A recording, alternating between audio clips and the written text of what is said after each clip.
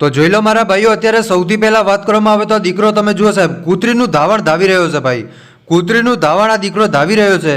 અને ત્યારબાદ જુઓ સાહેબ, આ દીકરાને જે થયું ને ભાઈ, કાયદેસર તમારા રૂવાટા ઊભા થઈ જશે અને તમે તો તમારા દીકરા દીકરીઓને કૂતરાઓથી તો દૂર જ રાખશો.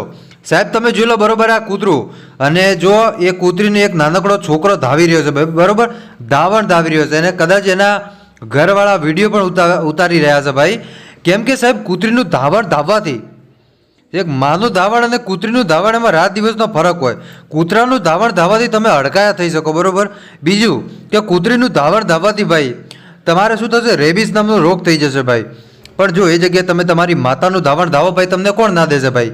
પણ આ છોકરો તો સાહેબ તમે જુઓ, કૂતરીનું ધાવણ ધાવવા મળ્યો.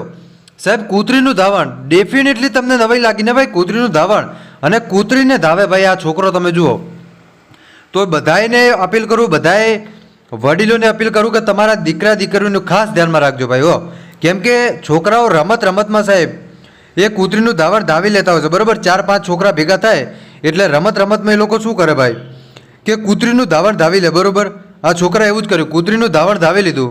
પણ મિત્રો ત્યાર પછી 1, 2 કે 5 વર્ષે એની અંદર રેબિસ નામનો રોગ થઈ જાય, બરાબર. કાં તો પછી મિત્રો છોકરો અડકાયો, તો આવું ઘણું બધું થતું હોય છે ભાઈ.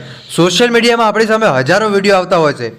એટલે આ વિડીયોના માધ્યમથી બસ મારો કહેવાનો મતલબ એટલો જ છે ભાઈ કે તમે સાહેબ તમારા દીકરા દીકરીઓનું ધ્યાન રાખો, બરાબર.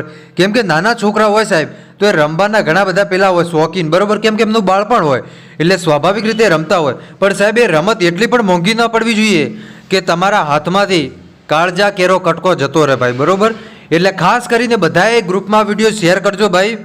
અને બધાએ લોકોને અપીલ કરું કે સાહેબ તમારા દીકરા દીકરીઓનું ધ્યાન રાખજો, બરાબર. આ દીકરો તો ધાવી ગયો ભાઈ, ના કરે નારાયણ, પણ આવું ન થાય તો સારું, બાકી આવું ન કરવું જોઈએ. બસ આજ માટે આપણે આટલું રાખીએ. મળીશું આપણે નવા વિડીયોમાં નવા ટોપિક સાથે. ત્યાં સુધી બધાને જય માતાજી, જય દ્વારકાધીશ. આગળ પણ આવવાનો સપોર્ટ કરતા રહેજો. ધન્યવાદ.